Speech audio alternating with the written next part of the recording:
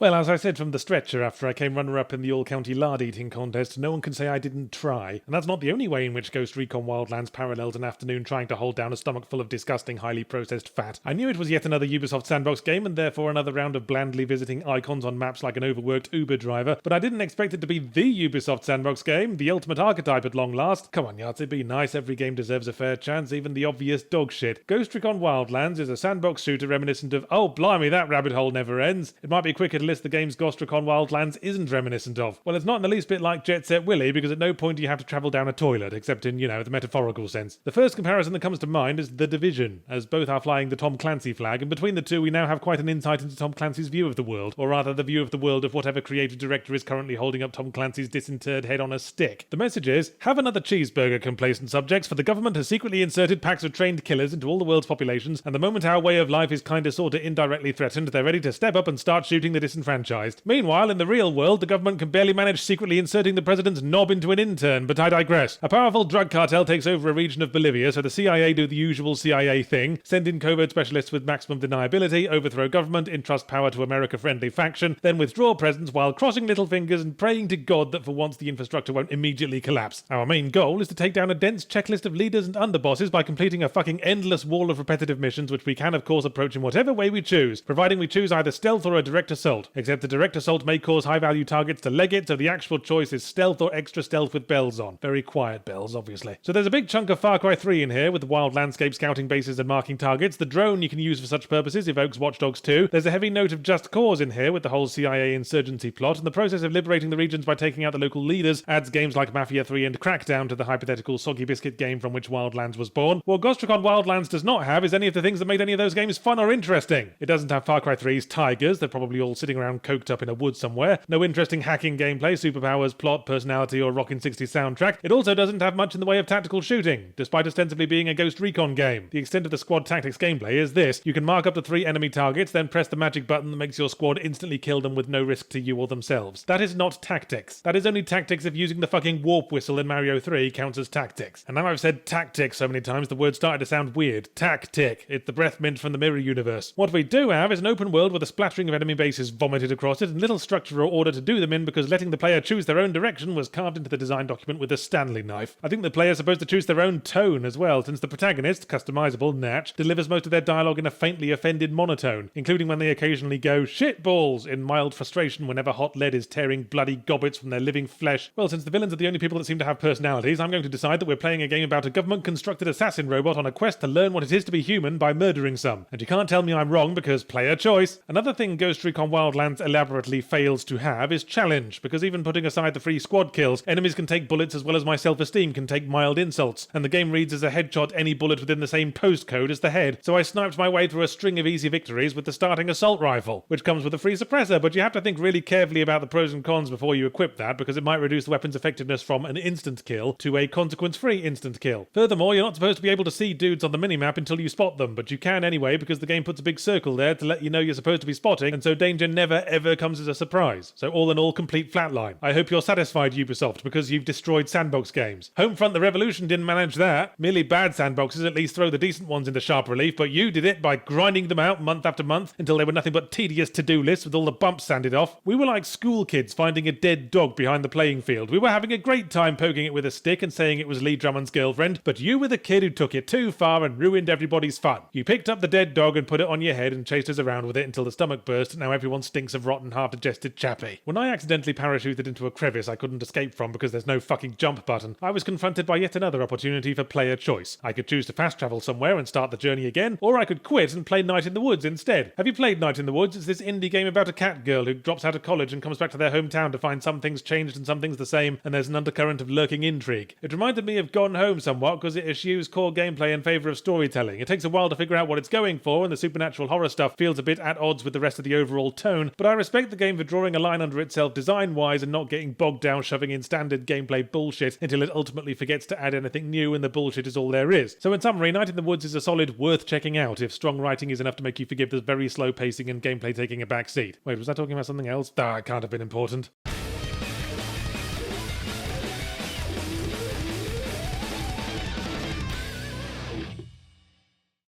My new book, Will Save the Galaxy for Food, is out now. It's a sci-fi comedy with all the usual sci-fi comedy themes: redundancy, hopelessness, and existential dread. Available in ebook, paperback, and audiobook from all good retailers and some dodgy ones.